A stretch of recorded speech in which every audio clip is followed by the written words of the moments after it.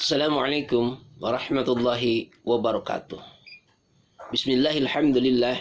Assalatu wassalamu ala rasulillah Sayyidina Muhammad ibn Abdillah wa ala alihi wa ashabihi wa mawala wa man tabi'ahum bi ihsanin ila yaumil qiyamah. Amma ba'du.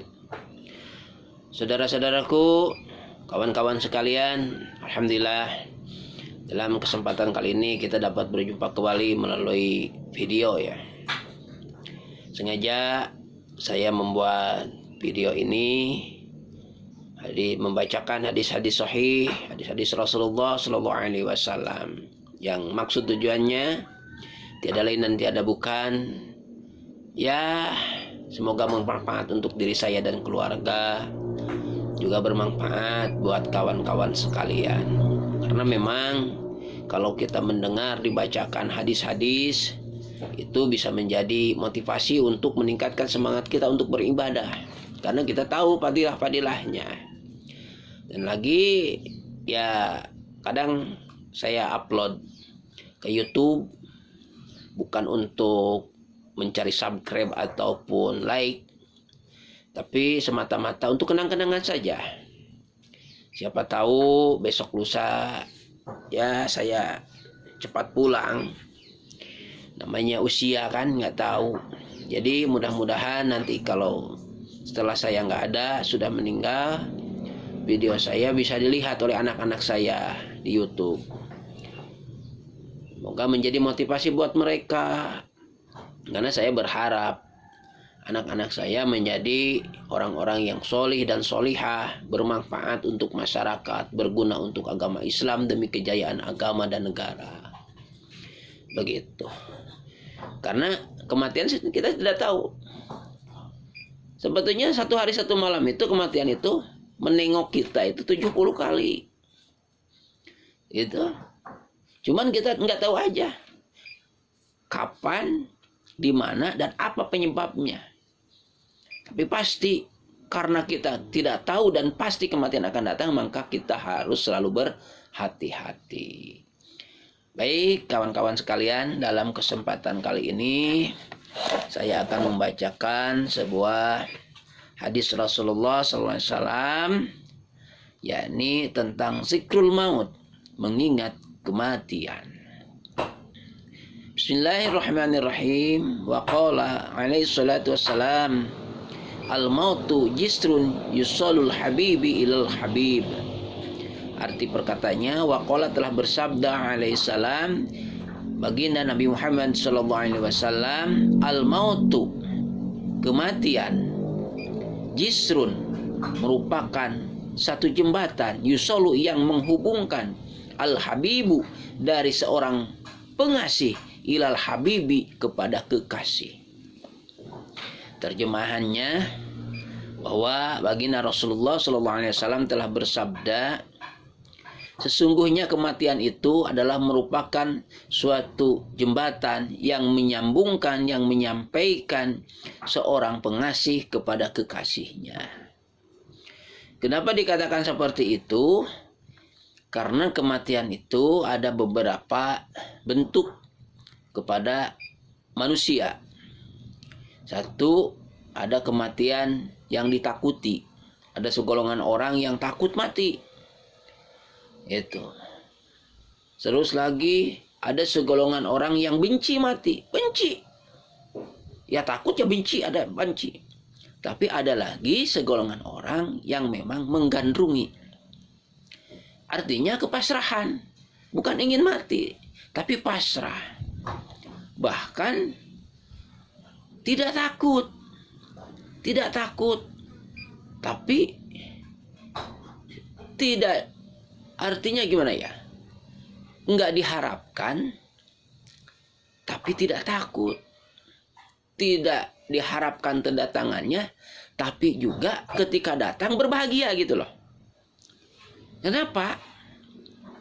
Karena hidup di dunia ini buat orang muslim itu adalah tugas untuk mengabdi kepada Allah.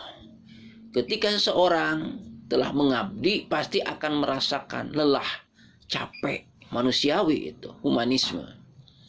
Maka ketika datang waktunya, Kalau kita bekerja datang waktunya untuk apa namanya? Untuk rehat, untuk pensiun, maka setidaknya kita akan merasa senang karena akan terlepas dari beban-beban tugas yang selama ini membebani kita. Kalau kitanya menjalankan tugas.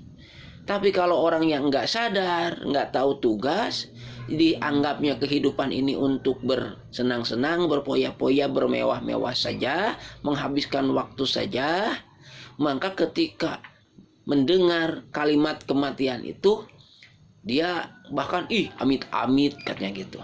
Amit-amit ulah ngomong ke gitu. Karena dia takut. Gitu. Karena yang dia rasakan hanya mengumbar nafsunya. Dan ketika kematian datang, maka umbaran nafsunya akan terhenti. Itu nafsu. Seperti itu. Dan lagi, seorang muslim itu diwajibkan untuk mencintai Robnya. Ilahi anta maksudi waridhoka matlubi a'tini mahabbataka wa ma'rifataka. Itu kan sebuah kalimat luar biasa. Meminta kepada Allah supaya kita bisa bermahabbah kepadanya. Karena tidak boleh ada di dalam hati seorang muslim satu bentuk apapun itu yang paling dicintai hanya kecuali Allah Subhanahu wa ta'ala.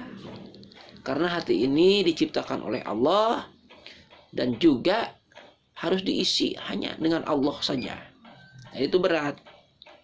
Tapi ketika orang yang sudah mencapai derajatnya kecintaan kepada Allah yang sudah sangat sempurna, maka dia akan merindukan sosok yang dicintainya selama hidupnya.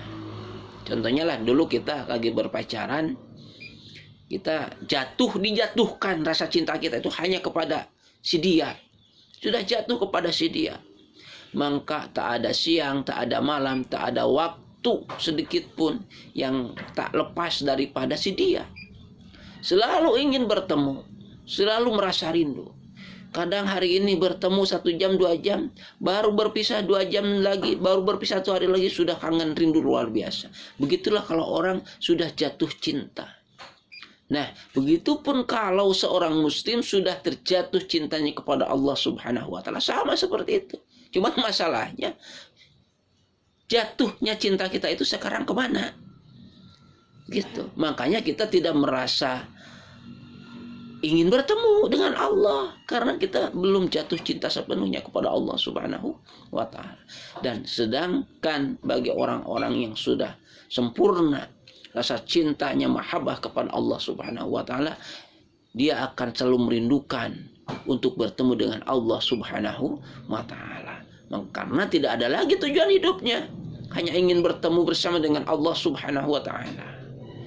Nah, kata Rasulullah SAW, maka seorang pecinta tidak akan sampai kepada yang dicintainya kecuali melalui jalan, melalui jembatan. Apa jembatannya?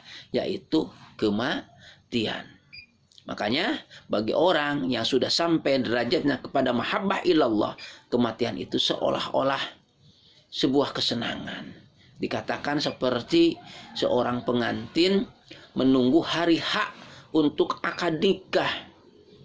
Nah, sedangkan untuk bertemu dengan Allah Subhanahu wa ta'ala, hari H-nya itu kapan? Ketika kita ajal menjemput. Mudah-mudahan di akhir hayat kita, di sisa umur-umur kita ini, kita disampaikan oleh Allah kepada mahabbah ilallah, diberikan rasa cinta kepadanya, sehingga kita sangat merindukannya, sehingga ketika ajal menjemput, kita mampu untuk tersenyum karena hati kita gembira akan segera bertemu dengan sosok, dengan zat yang kita cari selama ini, yang kita abdi selama ini, kita mengabdi kepadanya, sosok yang menjadi tujuan hidup kita, yaitu Allah Subhanahu wa ta'ala. Amin ya Allah ya Rabbal alamin. Mohon maaf atas segala kekurangan. Billahi taufiq wal hidayah. Assalamualaikum warahmatullahi wabarakatuh.